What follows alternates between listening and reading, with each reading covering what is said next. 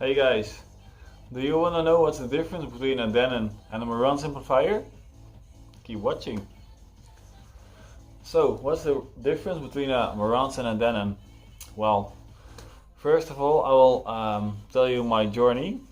I started with a Denon 2500 amplifier as a start, and I just graded up from just a simple home theater system. So it was my first real home theater system. With the Denon 2500H, I had a real good cinema experience. It's great for the value because if you're starting with home cinema, it's affordable. I actually ended up paying like 360 euros, so it was a good deal with some discount. Again, with movies, it was really good. I had a table set from Germany with all the speakers and the subwoofer that were paired, and it was in all honesty it was really good. But for music, with the Denon 2500, I was always missing something, you know. It was nice. It was, when you put it loud, it was good, you know. I mean, you have a lot of speakers, you got a lot of sound, but did you have the quality of the sound? Sometimes, you know, with some nice songs you have the nice sound, but generally the sound quality for music from the 2500 Denon is not that good. So a few years later, I had the budget to upgrade, and I heard about Marantz. I heard a lot about it, also about Denon. They always say Denon is better for movies and Marantz is better for music. So what are you going to buy? So I ended up buying a Denon 6700H. I had a really good deal with the Denon, and so it was a massive upgrade. Before I bought this Denon 6700H, I also purchased a SVS PB3000 subwoofer, as you can see, and that's a beast. And the Denon 2500H could not tune it in a good way, so I had so much bass and so little voices. So the Denon 6700 was a big step up in sound quality. The music quality was a lot better than 2500, but you're paying a lot more also, so you are really getting something for your money. Movies, a lot better. Bass control, a lot better. It has an Odyssey XT32 if I'm not wrong, and that is a big improvement, and it really controls the subwoofer a lot better. To control the subwoofer, I also made a small upgrade, which I will maybe talk about in another video. But with the Denon 6700, so the music, yeah. Well, let's just talk about movies first. Movies, it's amazing. If I'm gonna buy something for my home theater system later, like dedicated home cinema, I will 100% buy the Denon 6700H. It's like top of my list. It was so good with movies. So much separation, so much bass. The voices of the people were good. You also have the ability to increase the voice levels. Amazing. So, and now, as you can see, I've got a Marantz here. So, how did I end up buying the Marantz? Well, actually I bought the Marantz because I bought some other speakers, Dalis, and the Dalis did not combine very well with the Denon.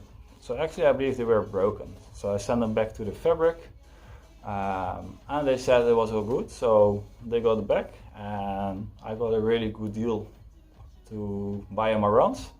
So I bought the Marantz Cinema 40. Yes, it's one step down on the 6700 in terms of power output, because the Denon outputs 140 watts a channel stereo mode, so 200 watts it's also say, but 140 watts stereo mode on 8 ohms. That's a lot. So the Marantz Cinema 40 delivers 125 watts on 4 ohms stereo mode. Are you going to notice the difference between 125 watts and 140 watts? Probably not. Probably it's going to be like a decibel, not even 3 decibels, so it's not going to double the sound. But I was a little bit scared that the Marantz was not going to be up to the 6700. And let me tell you, with movies, the Denon has a step up on the Marantz. It's not that the Marantz is bad with movies, because the Marantz is really good with movies. But the Denon has just that 10% extra. Maybe it's with explosions, like so booming, it's amazing. And again, the Marantz is amazing too. So there's not a real big difference. But music, yes, the Marantz music. Well, let me tell you this. I always like to listen to music, and I always like to watch movies. But with music, with the Denon, with the 2500, I was always missing a lot. With the 6700, it was amazing. And it was really good. It's a beast, it's a powerhouse. Don't get me wrong. If you have Polk speakers or clips or Teufel, it's really good. Maybe Teufel is not the best brand because it's really cheap. But for the price you pay for a Teufel, you won't get any better speakers because they've been amazing, and I still have the rears in my room and they are still really good. So, but the music with the Marantz is like, there's a certain part I was missing with the Denon, even with the 6700.